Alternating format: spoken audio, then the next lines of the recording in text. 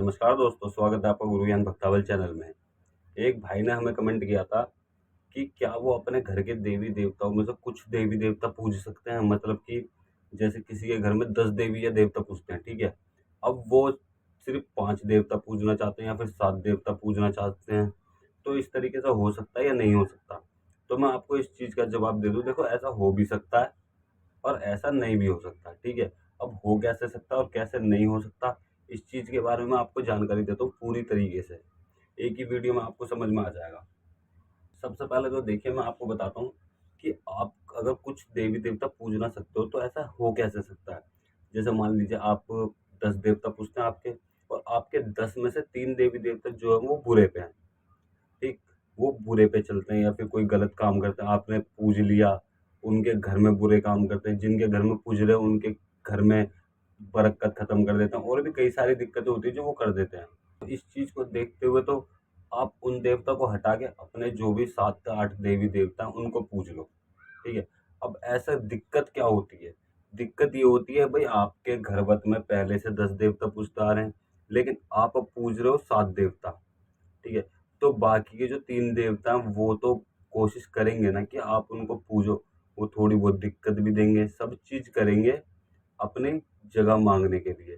तो इसके तरीके होते हैं कि आप उन देवता को किस तरीके से हटा सकते हो अपने घर से, ताकि वो कहीं भी पूजें, आपके परिवार में कोई भी पूजता रहे, कोई परेशानी नहीं है। आपके घर में वो स्थान नहीं माँगेंगे। ठीक है? इस चीज़ में भी मतलब कि आपकी पूजा-पाठ में ही क्रियाएँ होती हैं, वो चीज़ करके आप इन देवताओं को हटा सकते हो।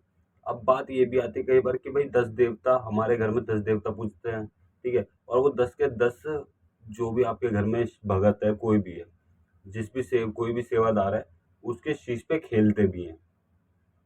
अब जो 3 देवता हैं वो गलत करते हैं, वो बार-बार परेशान रहता है। 7 देवता तो उसके अच्छे काम के लिए चलते हैं, लेकिन जो 3 देवता वो उन्हें 7 को रोक देते हैं और उनसे गलत काम काम करवा देते हैं। मतलब कि वो इस चीज़ में भी रोक देते हैं।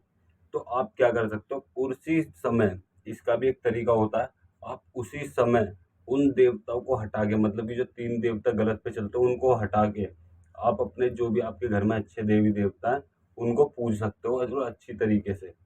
ठीक, ताकि वो को और इस तरीके से वो कोई दिक्कत भी नहीं करेंगे। अगर आपको तरीका जानना है तो आप मुझे कमेंट करिएगा, मैं अगली वीडियो ज़रूर बनाऊँगा उस चीज़ के ऊपर, ठीक है? फिर वो दिक्कत भी नहीं करेंगे। थोड़ा समय लग जाता है किसी भी देवी-देवता को हटाने के लिए। भई अगर तुम किसी बाहर के देवता को भी अपने घर में पूजोगे ना, तो वो अपना स्थान ज़रूर माँगेगा, चाहे दूसरा भगत बने, चाहे तीसरा भगत बने, वो पीढ़ी पे अपना स्थान ज़रूर माँगेंगे हर बार।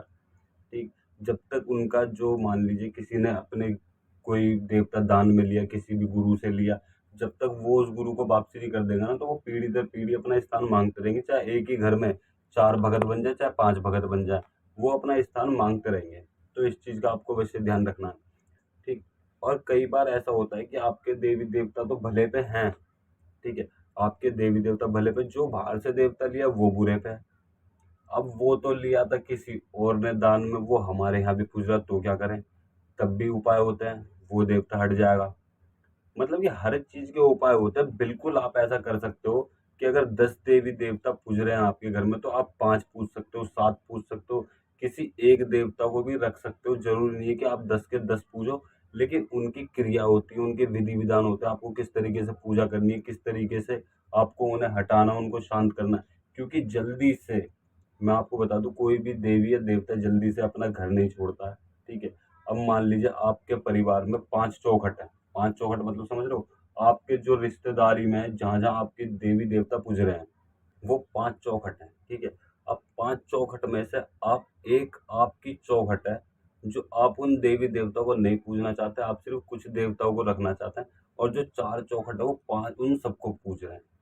10 के 10 देवता को पूज रहा है और आप चाहते हो कि मैं सिर्फ़ 5 देवता को पूजूँ, मैं सारे ना पूजूँ, क्योंकि बाकी के 5 जो है वो दिक्कत करते हैं और उन जो 4 की घरबत है, जो पहले वाले 4 की घरबत है, उनकी घरबत में भी दिक्कत है और आप चाहते हो ऐसी दिक्कत मेरे यहाँ ना हो जाए, तो आप चाहते हो कि भई मैं इन्हें नहीं पूजूँगा, मैं सिर्फ़ 2-3 देवता पूजूँगा, इनकी सेवा करना चाहता हूँ, इनसे अलावा मैं किसी भी देवी-देवता की सेवा नहीं करना चाहता।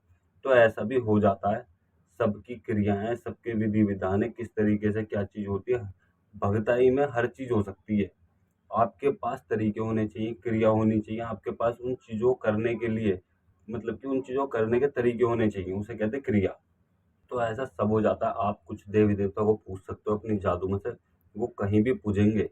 कहीं भी 10 के 10 पूज जाए कोई दिक्कत नहीं है, लेकिन आप 5 को चाहते हो तो 5 ही आपके घर में पूजेंगे।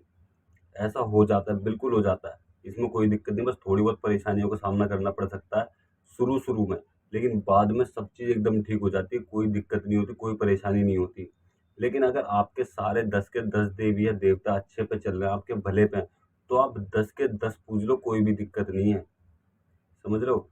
10 के 10 भी पूज लोगे तब भी कोई दिक्कत नहीं है। अगर आपके कोई देवता बुरे पे है तो आप उसे हटा सकते हो, अगर भले पे है तो मैं तो ये कहूँगा आप सबको पूजो।